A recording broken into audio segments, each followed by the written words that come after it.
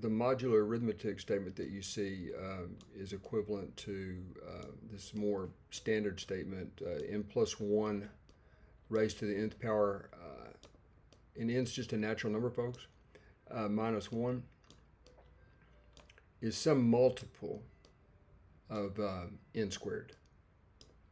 So I'll just write this as n squared times m. Okay. Now we could actually come up with the m if we wanted to, but there's really no need to. We can prove this without actually producing the m, even though you could if you wanted to take the time. Okay, and again, this statement right here is absolutely equivalent to this modular arithmetic statement. With a congruence, it means this object minus 0 is divisible by n squared. This says the very same thing. Okay. Now, just some examples to make you believe the statement. For n equals 2, we get 8, right? And that's certainly 4 times 2, right? Again, I just picked some easy numbers. For n equals 2, this turns out to be 8.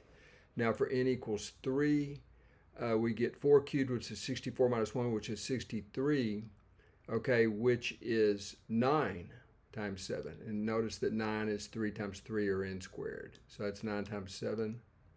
Now what about this one? This one's a little more challenging. Let's see here, 2, 324.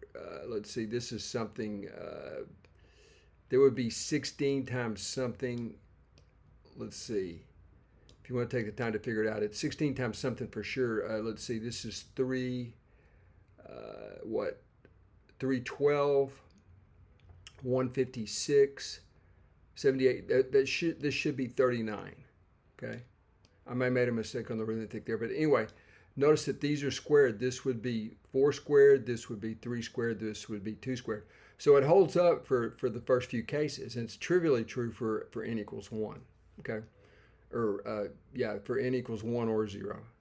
Okay, so let's move along though and see how we might be able to prove it in general. Okay, and of course the binomial theorem is going to come in handy here. And this is a statement of the binomial theorem. These are the binomial coefficients right here, folks. N, choose n minus 1. Notice that this n minus 1 lines up with this n minus 1. And every time you select n minus 1a's, you select 1b. So there would be a 1, usually unstated exponent for b right there. So let's go ahead and fit this to the result we're interested in, which is n+1 raised to the nth power. And again, I even went to the trouble to put the 1s in there, the power of copy and paste. All right, now, if you're doing this by hand, you probably don't put the 1s in, but I put the 1s. I just did exactly what you're supposed to do with the binomial theorem, folks. Of course, the 1s go away, and we get this statement right down here. And if you subtract 1 away, which is the object we're interested in, you end up with this statement, which is full of n's. Now, the part that's slightly tricky right here is everything is going to be, we've already proved it all the way up until n equals 4. So if you want to, you could go ahead and stipulate. We already know it's true up to n equals 4. So we could go ahead and stipulate n's greater than or equal to 5. Now, it would work anyway without doing this, I think, because, the prime number like 3 choose r is divisible by 3. P choose r is divisible by p, which comes into play. So if n is a prime, which 2 and 3 are, you would get divisibility of the coefficients by n. All right, but the only part that's slightly challenging right here would be that this guy right here, n-1.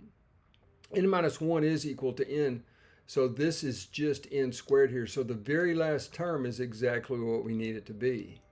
Okay, and all these other terms certainly have n squared going on, right?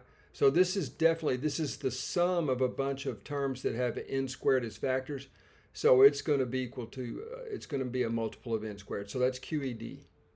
All right, we're done with the problem, folks. Again, we're not going to write the whole thing out, but it's very clear that each one of these terms is divisible by n squared, independent of the binomial coefficient, which is interesting. And this was the part right here that had to fly. N choose 1. There's n ways of choosing one object from n objects, right? And so n times n is n squared.